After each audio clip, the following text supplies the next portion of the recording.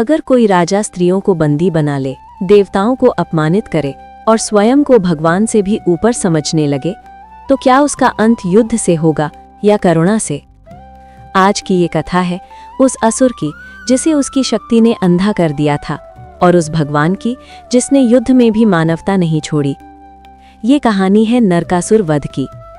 नरकासुर प्राग ज्योतिषपुर का राजा कहा जाता है। वो धरती माता भूदेवी का पुत्र था।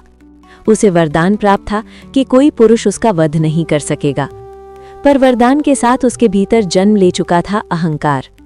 उसने देवताओं के राज्य लूटे, स्वर्ग की सीमाएं लांघी और 16,000 राजकुमारियों को कारागार में कैद कर लिया। वे स्त्रियां नहीं थीं, वे अस्मिता थीं, सम्मान थीं, जो अधर्म के अंधकार में रो रही थीं। जब अत्याचार असहनीय हो गया, देवता द्वारिका पहुंचे। इंद्र बोले, हे माधव, धरती कराह रही है। कृष्ण मौन रहे। उनकी आंखों में क्रोध नहीं था, करुणा थी। उन्होंने कहा, जब अधर्म अपनी सीमा पार कर ले तो युद्ध धर्म बन जाता है। कृष्ण ने सुदर्शन उठाया, गरुड़ ने पंख फैलाए और द्वारिका से युद्ध का रथ चला। नरकासुर की सेना असुरों का सागर थी। आकाश में बाणों की वर्षा, धरती पर रक्त की नदियां और रणभूमि में धर्म और अधर्म आमने सामने। कृष्ण ने असुरों को नहीं, अहंकार को काटा। नरकासुर हंसा, कृष्ण, तुम मेरा क्या कर लोगे? मुझे वरदान है। तभी युद्ध में उतरी माता सत्यभामा। क्षण भर में नरकासुर का चेहरा बदल गया। उसे स्मरण आया, उसका वध किसी स्त्री के हाथों ही होना था। सत्यभामा का बाण उसके वक्ष को चीर गया और पहली बार नरकासुर रोया, क्योंकि मरते समय उसे समझ आया अधर्म की उम्र सीमित होती है। मृत्यु की सांसों में नरकासुर ने कहा, हे कृष्ण, मेरी एक अंतिम इच्छा है।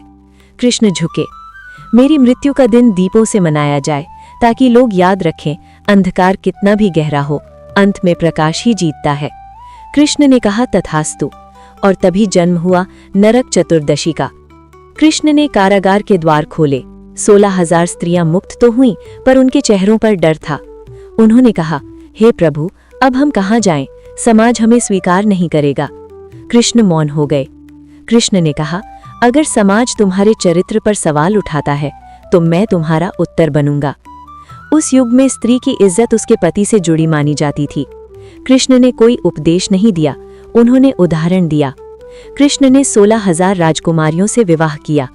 ये विवाह भोग नहीं था, ये मर्यादा यज्ञ था। हर स्त्री को रानी का सम्मान, हर महल में कृष्ण की उपस्थिति। भगवान ने अपनी लीला से दिखा दिया कि नारी की गरिमा किसी की दया पर नहीं, धर्म पर टिकी होती है। कृष्ण ने ये नहीं पूछा कि तुम्हारे साथ क्या हुआ।